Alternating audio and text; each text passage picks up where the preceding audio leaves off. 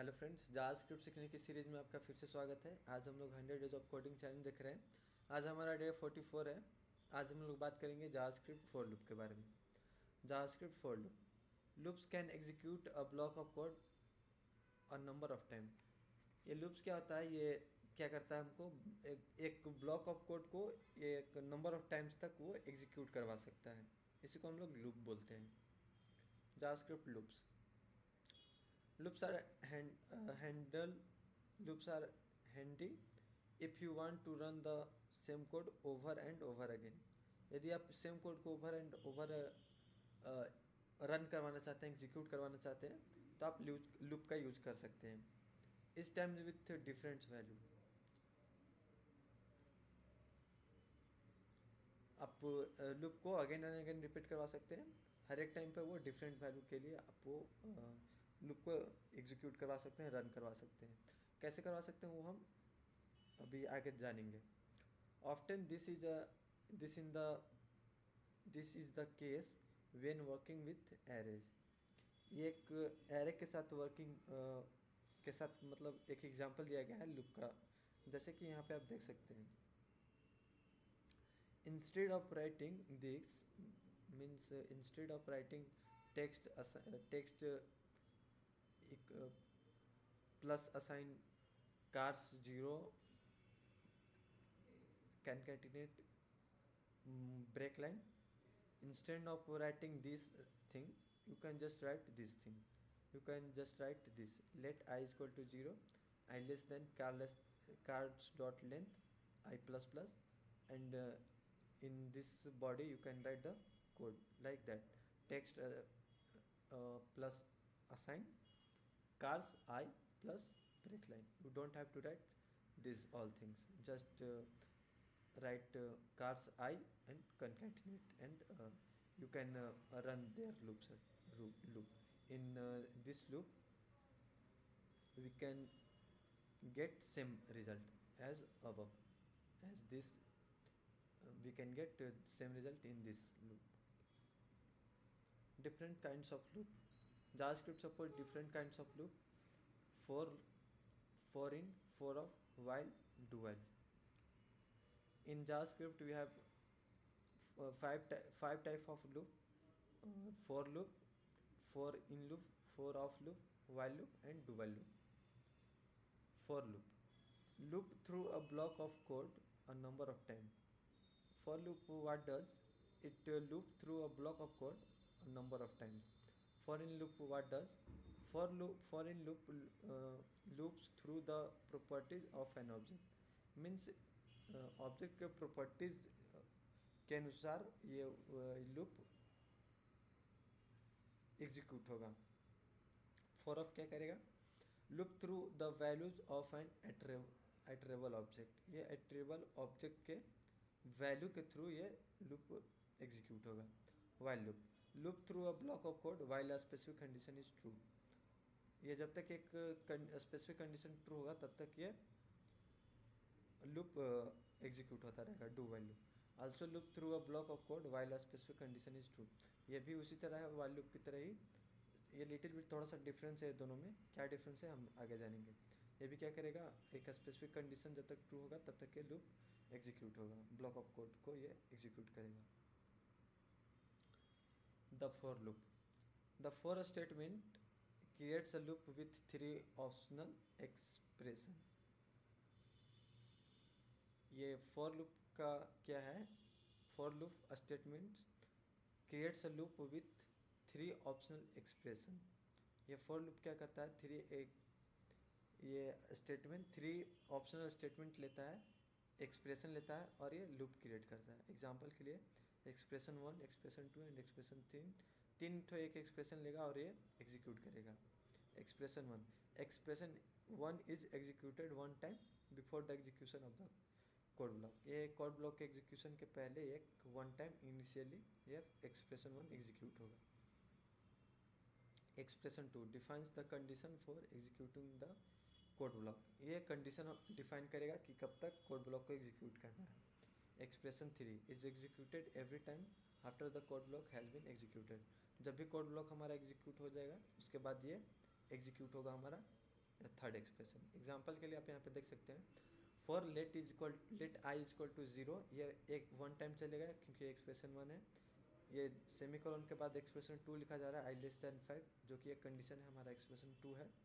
और ये इसके बाद एक्सप्रेशन 3 लिखा जा रहा है, जो कि एवरी टाइम चलेगा कोड ब्लॉक रन होने के बाद।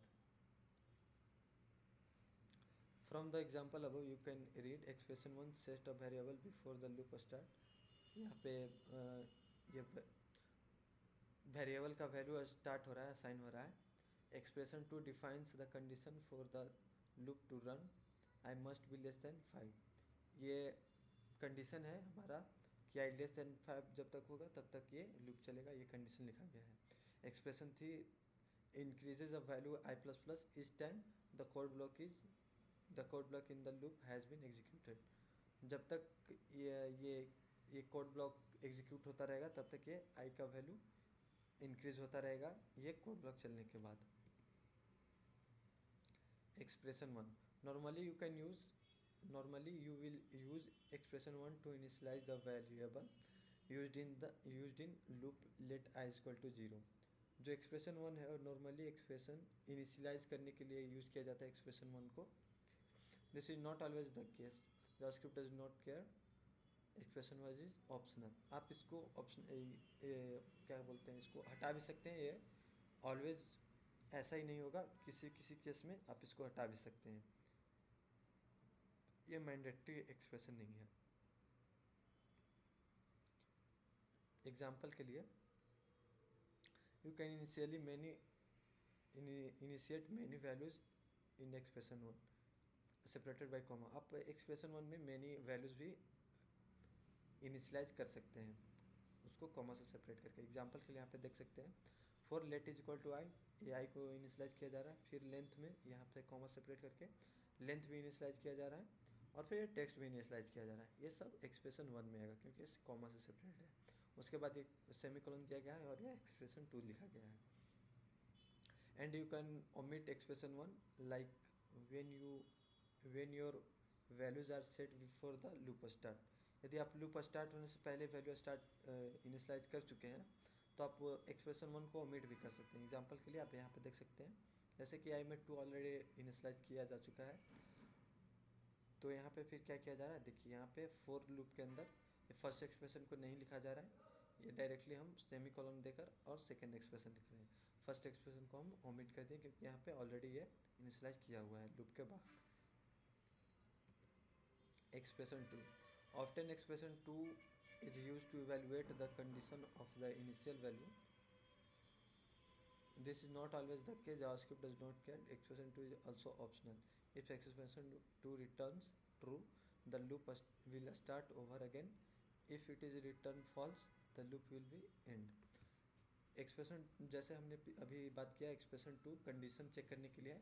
यदि वो कंडीशन चेक करता है और यदि वैल्यू ट्रू आती है तो लूप के अंदर जाएगा, यानी कि वो कोड ब्लॉक को एग्जीक्यूट करेगा। अगर वो कंडीशन का वैल्यू ये फॉल्स आता है तो वो लूप के बाहर जाएगा, यानी कि वो कोड ब्लॉक को एग्जीक्यूट नहीं करेगा। If you omit expression 2, you must provide a break inside the loop, otherwise the loop will never end। This will crash your browser। Read about break in later chapter of this tutorial। अगर आप expression 2 को omit करते हैं, expression 2 को आप omit भी कर सकते हैं। अगर आप ओमिट करते हैं तो आपको लूप के अंदर ब्रेक कीवर्ड का यूज़ करना होगा, नहीं तो वो कोड आपका क्या होगा, इन्फिनिटी टाइम चलता रहेगा, जो कि आपका कोड को क्रैश कर देगा, आपके प्रोग्राम को क्रैश कर देगा। Expression 3, often expression 3 increments the value of the initial variable। This is not always the case, JavaScript does not care, expression 3 is optional। Expression 3 can do anything like negative increment, positive increment, I is equal to I plus 15 or anything else। Expression 3 can also be omitted, like when you increment your value inside the loop। जैसा हमने बात किया, expression 3 जो है वो value को increment, यानी कि वेरिएबल को वैल्यू को इंक्रीमेंट करने के लिए यूज़ किया जाता है। आप इसको हटा भी सकते हैं, लेकिन अगर आप इसको ओमिट करते हैं तो आपको ये लूप के अंदर यानी कि इनसाइड द लूप आपको वेरिएबल के वैल्यू को आपको इंक्रीमेंट करना होगा। आप इंक्रीमेंट निगेटिव या पॉजिटिव भी कर सकते हैं, यानी कि माइनस माइनस भी कर सकते हैं, आई माइनस माइनस, या फिर डायरेक्टली आप किसी वैल्यू पे भी आप जंप कर सकते हैं, like i is equal to 15 जैसे कि यहाँ पे दिया गया है। एग्जाम्पल देखते हैं। Let i is equal to 0, length is equal to const dot length text empty. यहाँ पे ये फर्स्ट एक्सप्रेशन और थर्ड एक्सप्रेशन को ओमिट किया गया है। फर्स्ट एक्सप्रेशन क्यों ओमिट किया गया, क्योंकि ये लूप से पहले इनिशियलाइज किया जा चुका है। और ये थर्ड एक्सप्रेशन क्यों ओमिट किया गया, क्योंकि ये लूप के अंदर पे ये आई का वैल्यू को इंक्रीमेंट किया जा रहा है। Loop scope using var in a loop scope using var in a loop. Example i is equal to 5, loop का स्कोप देखते हैं। अगर वेयर कीवर्ड का यूज़ करते हैं तो क्या स्कोप होगा, और लेट कीवर्ड का यूज़ करेंगे तो क्या स्कोप होगा। यदि हम वेयर का यूज़ करते हैं तो क्या होगा, एग्जाम्पल के लिए देख सकते हैं। यदि var is i is equal to 5 initialize किया गया और 4 लूप यहाँ पे लगाया गया, var i is equal to 0, i less than 10, i plus plus, इसके अंदर कुछ कोड लिखा गया। हेयर आई इज 10, यहाँ पे आई जो है, यदि हम आई का वैल्यू चेक करेंगे तो यहाँ पे आई का वैल्यू क्या आएगा, 10 आएगा, क्योंकि यहाँ पे आई का वैल्यू इंक्रीमेंट होकर 10 हो गया होगा। Using let in a loop, यदि हम लेट का यूज़ करते हैं लूप में तो क्या होगा, let i is equal to 5 for let i is equal to 0, i less than 10, i plus plus some code, here i is 5। यहाँ पे अगर हम आई का वैल्यू चेक करेंगे तो आई का वैल्यू हमारा 5 आएगा। क्यों आएगा ऐसा, ये हम यहाँ पे देखते हैं, यहाँ पे एक्सप्लेन किया गया है। In the first example, using where the variable declared in the loop redeclare the variable outside the loop, यहाँ पे जो वेरिएबल है आई और जो यहाँ पे वेरिएबल है ये रीडिक्लेयर हो रहा है। In the first example using var the variable declared in the loop redeclare the variable outside the loop. ये जो इनसाइड का लूप है और आउटसाइड का वेर है, ये दोनों अलग अलग है, ये रीडिक्लेयर हो जा रहा है। यानी कि यहाँ पे आई का वैल्यू 5 है, यहाँ पे आई का वैल्यू 5 है, लेकिन यहाँ पे रीडिक्लेयर हो जा रहा है, आई का वैल्यू 0 हो जा रहा है, और फिर से आई का वैल्यू इंक्रीमेंट होकर यहाँ पे 10 आपको हमको वैल्यू देखने को मिल रहा है। लेकिन यहाँ पे क्या हो रहा है, in the second example using let the variable declare in the loop does not declare the variable outside the loop. यहाँ पे क्या हो रहा है कि यहाँ पे देखिए आई इज इक्वल टू पहले 5 को इनिशियलाइज किया गया और फिर इसको रीडिक्लेयर किया गया आई इज इक्वल टू 0, बट इसमें क्या हो रहा है, ये रीडिक्लेयर नहीं हो रहा, वैल्यू वही रह जा रहा है यहाँ पे, यानी कि ये 5 ही रह जा रहा है, आई का वैल्यू 5 ही रह जा रहा है, और ये जो वैल्यू है ये आई का वैल्यू 0 हो जा रहा है। यानी कि यहाँ पे दो आई बन रहे हैं, एक आई जो है वो फॉर लूप के बाहर है और एक आई जो है ये फॉर लूप के लिए है। यानी कि इस कोड ब्लॉक के अंदर अगर हम देखेंगे आई का वैल्यू तो वहाँ पे 10 आएगा, लेकिन चूंकि ये कोड ब्लॉक के बाहर है, हम चेक कर रहे हैं आई का वैल्यू,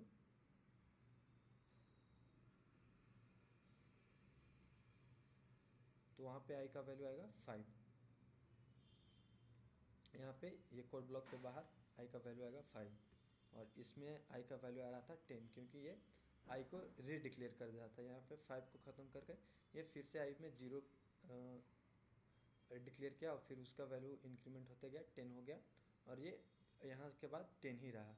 बट इसमें क्या हुआ, लेट में यहाँ पे आई का वैल्यू यहाँ पे तो 5 रहा, सही है, लेकिन यहाँ पे आई का वैल्यू फिर से 0 हुआ, लेकिन ये दूसरा आई बना, ये लूप के बाहर का स्कोप हो गया, ये लूप के अंदर का स्कोप हो गया, यही स्कोप है। When let is used to declare the I variable in the loop, the I variable will only be visible within the loop। यदि हम let का यूज़ करते हैं तो I का जो भी वेरिएबल होगा वो within the loop सिर्फ उसका वैल्यू हमको शो होगा, उसके बाहर का जो भी वैल्यू रहेगा वो हमको बाहर ही शो होगा। So thank you for watching this video. आज के वीडियो में बस इतना ही, मिलते हैं किसी दूसरे वीडियो में दूसरे टॉपिक के साथ, तब तक के लिए धन्यवाद, जय हिंद, बाय बाय।